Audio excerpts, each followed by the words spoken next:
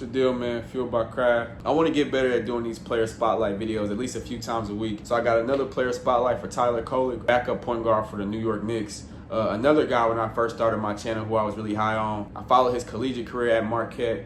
Had a really good basketball team and was the leader of that team. Dog like he is now, and just a lot of things that popped off the screen. He's just a perfect example of a player that you would want to show like a young hooper.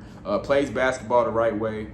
What he lacks in traditional size and athleticism, he makes up for it with his grit, his pace, and his IQ. So he's always playing hard. And in the game of basketball where pace is so important, I feel like he understands the pace of the game, which is really impressive for guys, like I said, who are undersized and maybe lack the traditional athleticism in today's game. He's a great facilitator and throws one of the best bounce passes that I've seen in the NBA, which I think is a lost art in the game. If you're not familiar with who he is, at the time when I'm dropping this video, I would go watch his most recent game against the Pacers.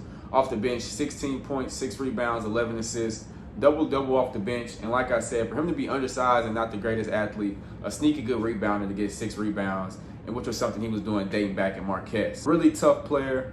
Jalen Brunson, I feel like, is the perfect player for him to play behind. A really relatable teammate who can just give him a lot of pointers due to them being, in the same positions as far as like their size and things like that. And I think he's just earned extended rotation minutes in this Knicks rotation, especially going into the playoffs.